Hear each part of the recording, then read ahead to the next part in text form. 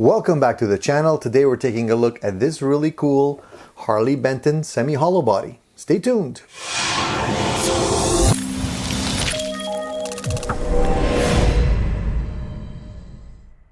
Now I'm a big fan of 335 style guitars. They just play wonderfully. They have some great acoustic qualities. They resonate so nicely when you're playing them, plugged into an amplifier, and they just overall impress me. And I looked at this guitar and I looked at the price point that it was being offered at, and it was really hard for me to not pull the trigger on it. So here it is. I have the guitar, I unboxed it, I've been playing it for a little while, and I'm ready to give you my opinion on it. The first thing I want to mention is the beautiful finish on this guitar. It's a beautiful translucent red, and for me, that's the traditional color for a semi-hollow guitar like this. I like the fact that you can still see some very nice grain. You get some flame there in the maple. And it's very nicely finished with some handsome binding, both front and back. No defects, no issues with the finish on the paint, and I'm very impressed. At this price point, I was expecting a little less. Now, a very interesting thing I want to point out about this guitar, and I want to give my hats off to Harley Benton on this one. They could have very well put out a very traditional copy of other 335 guitars that are out there. But they chose to, in my opinion, improve on the elements of the guitar that can actually be modernized a little bit and made better, which I like. So I want to talk a little bit about that and show you what I mean. Now, we have the 4 knobs here, which are traditionally placed right here on other models as well. You have 2 volumes, 2 tone controls, but these also have a split feature.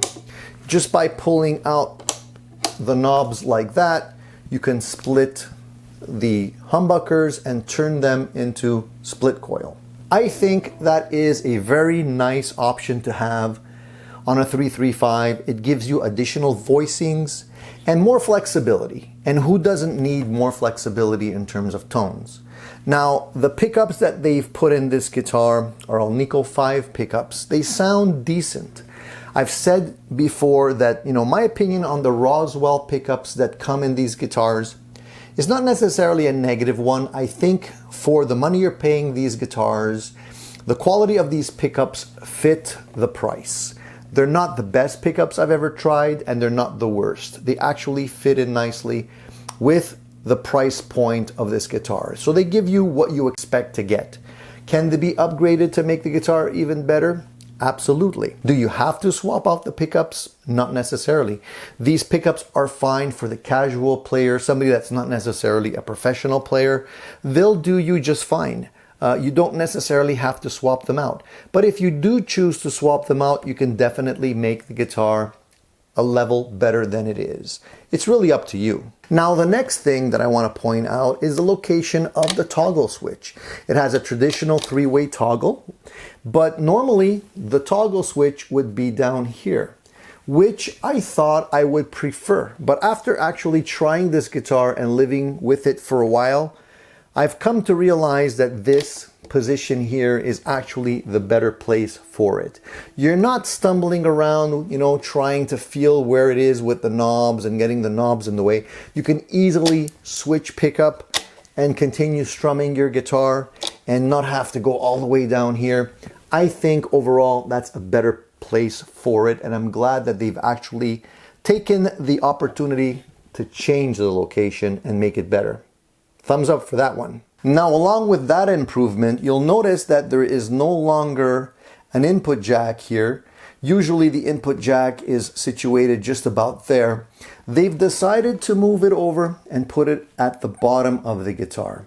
Honestly, that's the right place for it, in my opinion. It puts a lot less stress on the input jack when the lead is put in at this angle and just hangs down naturally, as opposed to having it come out straight out of the guitar and then being kind of stressed downwards. That is not good for an input-output jack like that, and ultimately will cause issues. So thumbs up for that one as well. Now, while we're looking at the details on this guitar, I want to point out one other thing. If you look at the F-holes here, they've actually gone with a non-traditional design. It's a little bit modernized. You can see that the tips of the F-hole opening are slightly different. They could have very easily just stuck with the traditional design, but they actually changed it up a little bit.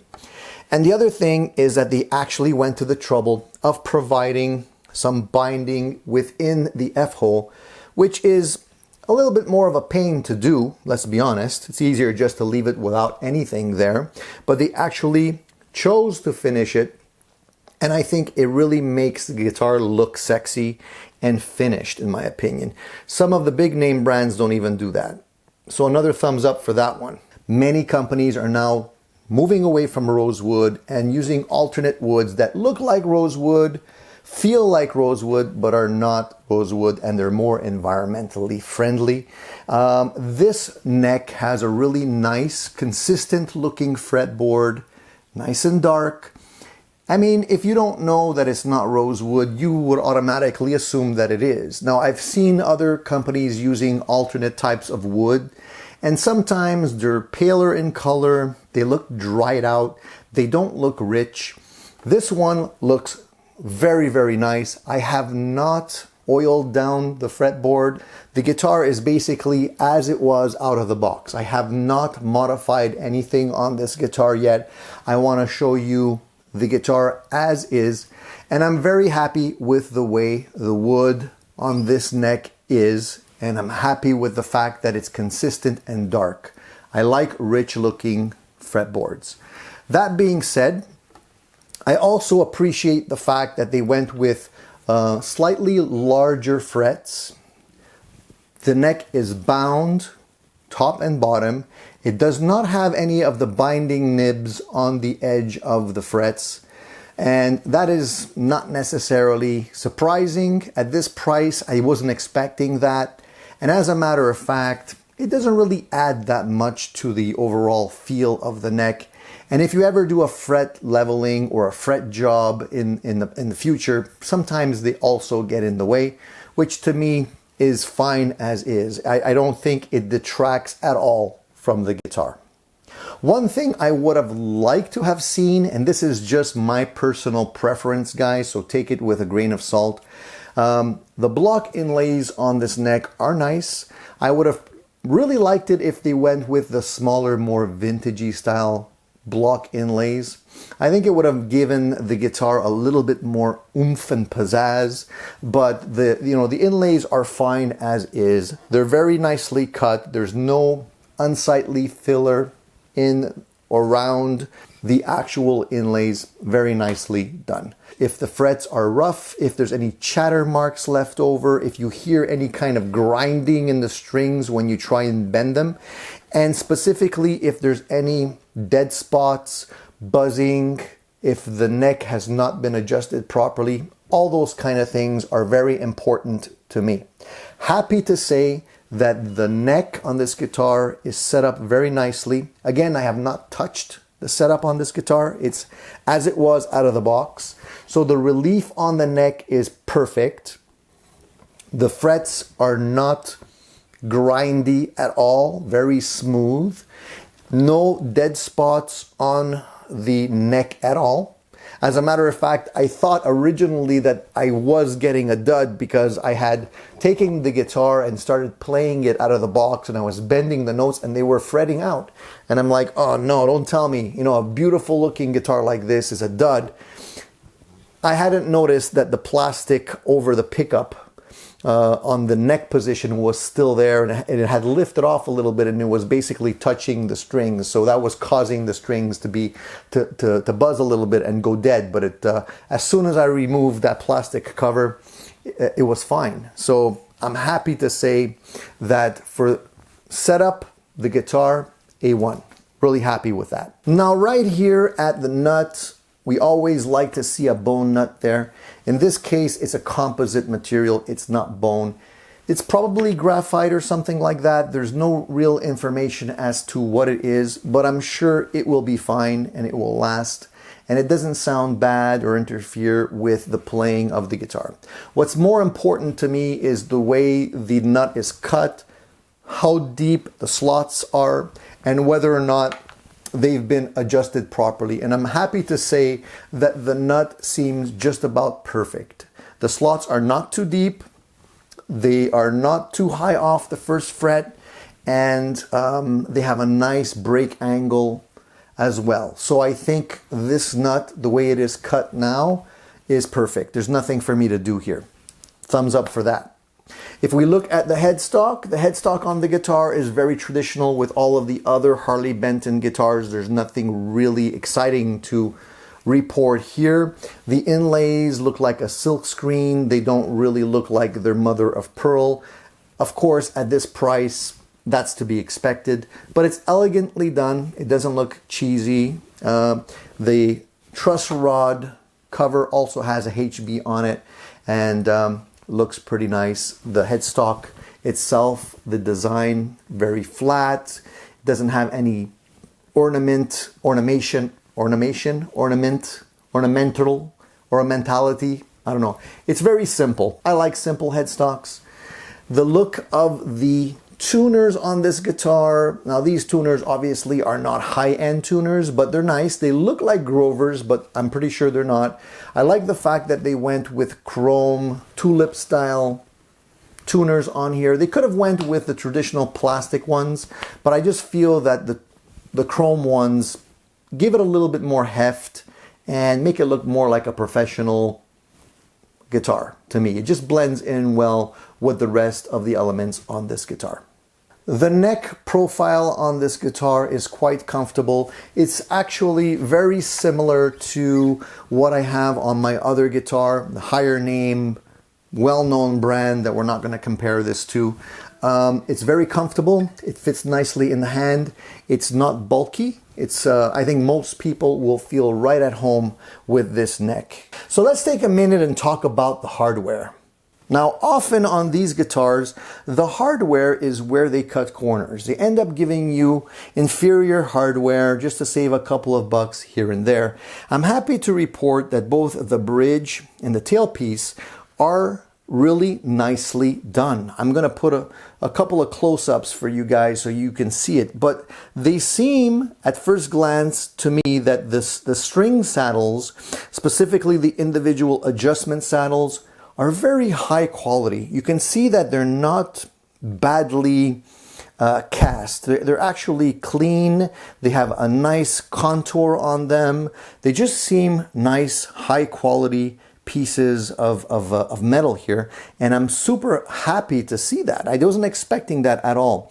Now, the rest of the saddle also looks very nice. It has a nice adjustment screws on either side. You have the tailpiece that looks nice and solid as well.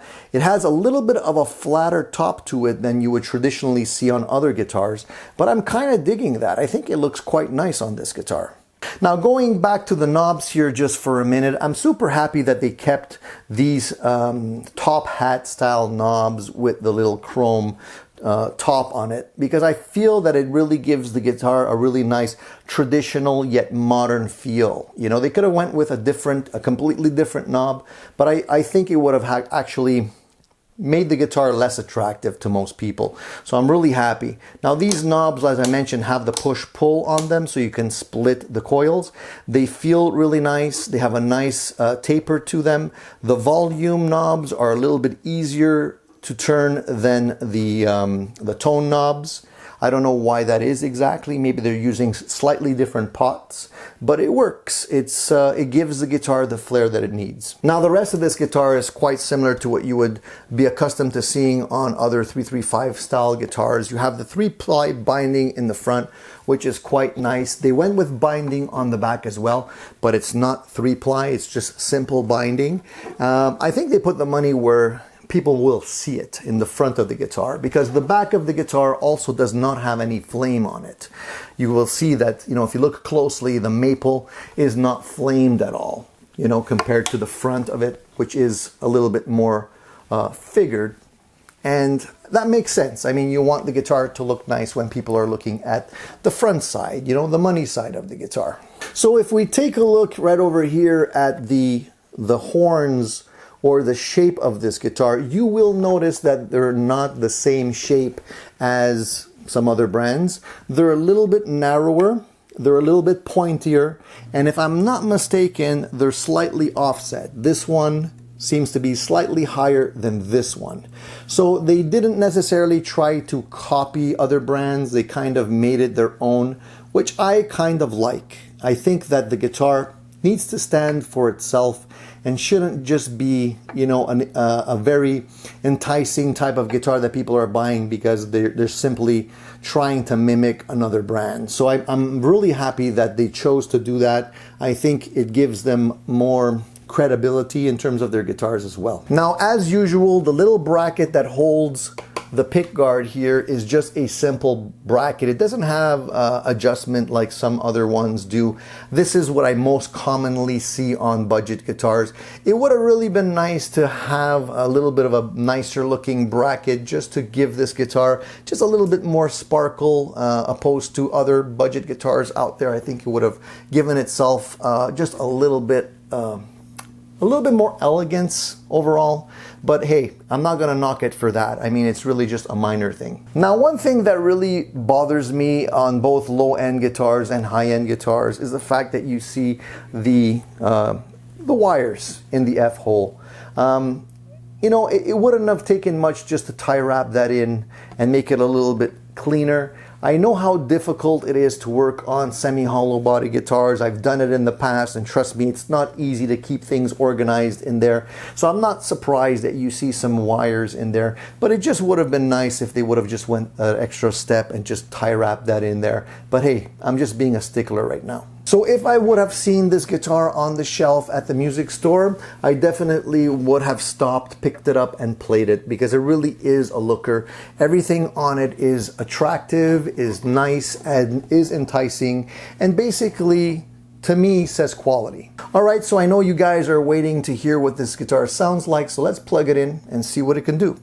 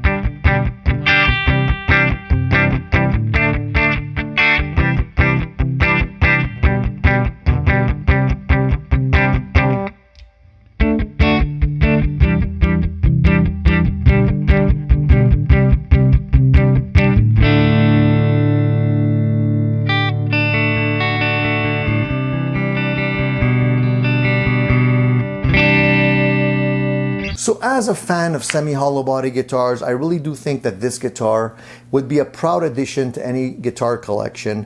You don't have to be ashamed that it's inexpensive because it really is well put together. It plays really nicely. It sounds really good, and honestly, with a pickup upgrade, would probably hold its own against guitars that are worth well above what this guitar is being sold for. So if I compare this guitar to other semi-hollow bodies that I've purchased more or less in this price point, I think honestly this guitar would be the leader of the pack right now. So great job, Harley Benton. Please keep cranking out really well built, affordable guitars for us because we definitely want more of those. We don't want to be taken advantage of with big name brands trying to gouge us. It's great to be able to have an alternative and not feel bad that you're spending more money than the guitar is actually worth. And it's always a nice feeling to spend your money and feel that you're getting more than what you put down. Give us your opinion on this guitar and the sound samples that you just heard. If you like these kind of reviews and you want to have more of them, please give me a thumbs up. If you already bought this guitar and you have a personal experience that you want to share with the rest of us, please put your comments down below. I'm really happy that companies are coming out with guitars like this because I'm a guitar fan and my money only goes a certain distance, and it's great to be able to find great lower end guitars that can scratch that itch and maybe avoid you shopping around for something that's just outside your price point. And in this case, it definitely does. So give me your comments on this guitar. Let me know what you think of the sound clips, the overall review. If you already purchased this guitar, maybe you have some comments you want to share with us from that perspective, whether or not you like it, you've had a good experience or a bad experience with this type of guitar. I'm really happy that Harley Benton is still putting out really affordable guitars that will allow me to get more bang for the buck and maybe avoid having to overspend on guitars that are outside my price range. This guitar is definitely affordable for most guitarists, whether you're semi-professional, professional, or just a beginner. It's a great guitar and I think it's gonna last a lifetime. So if you like what we're presenting here on Addicted to Gear, please consider subscribing because I'm going to be posting more reviews on guitars, amps, pedals, and much, much more. Not to mention our great Sunday live events that happen every Sunday at 10 a.m. where you can join our community of gear addicted enthusiasts and ask your questions live one-on-one with me and all the rest of our friends. So that's it for now, guys. Thank you for tuning in. See you soon.